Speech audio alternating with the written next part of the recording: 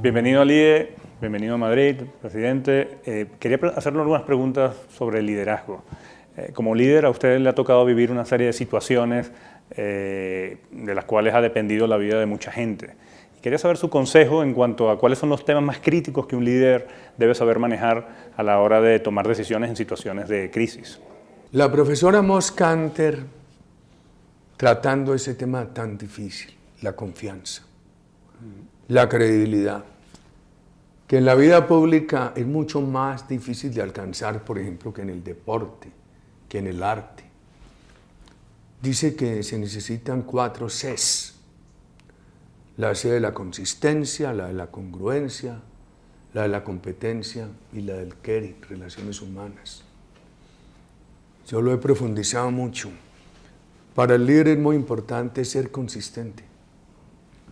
Yo no puedo cambiar de discurso por el cambio de auditorio. A mí me tocó una experiencia. Recién elegido presidente llegué a París y me recibió todavía el presidente electo una multitud gritando en mi contra. Porque yo no aceptaba las condiciones del terrorismo para liberar a Ingrid Betancourt. Y el presidente Chirac, al entrar yo al Palacio del Liceo, me cogió el brazo y me dijo: presidente, hay que cambiar el discurso, esto que está muy difícil, tal cual, tal.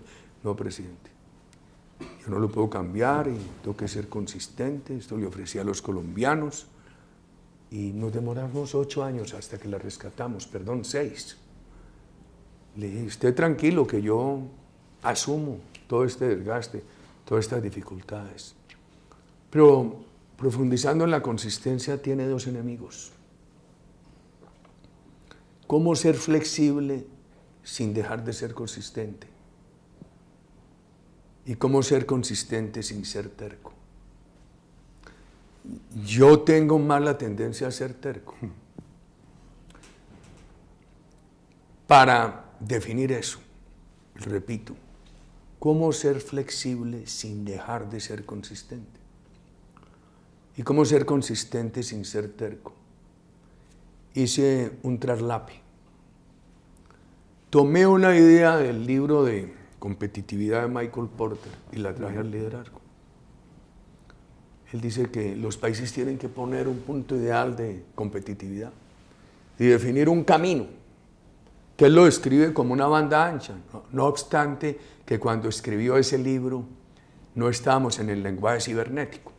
Entonces dice: allá está el camino, allá está el punto ideal, aquí está el camino, muévase dentro de él y avance en competitividad.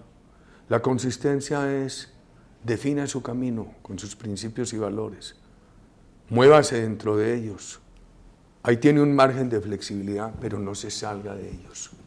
Otro tema muy difícil: ¿cómo ser congruente? Por ejemplo, a mi edad, cuando uno de pronto dice muchas cosas contrarias a las que ha hecho.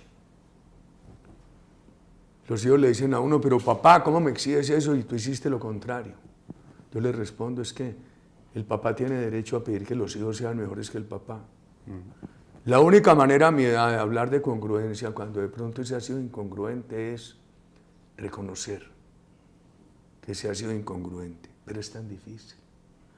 La competencia, el estudio de todos los días, las relaciones humanas en un mundo mucho más interdependiente que es el mundo de hoy, tienen que ser unas relaciones sinceras. Los intereses comerciales, políticos, de diverso orden, llevan a un escenario de relaciones insinceras. Hay que buscar que sean sinceras. A mí me ha gustado mucho leer al profesor Kotter sobre el liderazgo para el cambio, el corazón del cambio, la inteligencia analítica y la inteligencia emocional, la razón y la emoción. Ahora le estoy leyendo un libro donde él evalúa muchos de los casos que había examinado hace años sobre la inteligencia emocional. Qué difícil ese equilibrio. Mencionaba usted algo interesante en cuanto a emoción y razón. Y quería hacerle una pregunta relacionada al populismo, porque pareciera que vivimos en una especie de era neopopulista, con implicaciones tanto a la izquierda como a la derecha, en países emergentes, en países desarrollados. Y no deja de ser algo interesante, porque estamos en una era, esta era de la información, donde se supone que todo el mundo maneja la información, tiene la información al alcance de la mano, y sin embargo estamos en este auge populista, ¿no? Quería tener algunas reflexiones suyas sobre esto. La opinión pública democrática ha sido bastante indulgente con los populismos tiránicos de izquierda. Y por supuesto, como debe ser, crítica con los de derecha. Yo he venido planteando la necesidad de estudiar 5 parámetros para calificar las democracias, si están avanzando o están retrocediendo. Que haya seguridad, confianza e inversión privada, políticas sociales simultáneas, independencia entre instituciones y pluralismo participativo. Y uno se pregunta, ¿por qué los líderes para conseguir votos apelan a la emoción de los pueblos para correr riesgos? ¿Por qué tenían que proponer ese referendo en Gran Bretaña? De pronto habría sido mejor perder las elecciones que correr el riesgo de salirse de la Unión Europea.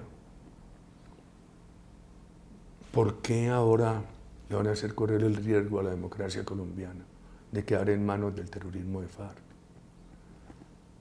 Muchas veces los líderes tienen que aceptar que es mejor perder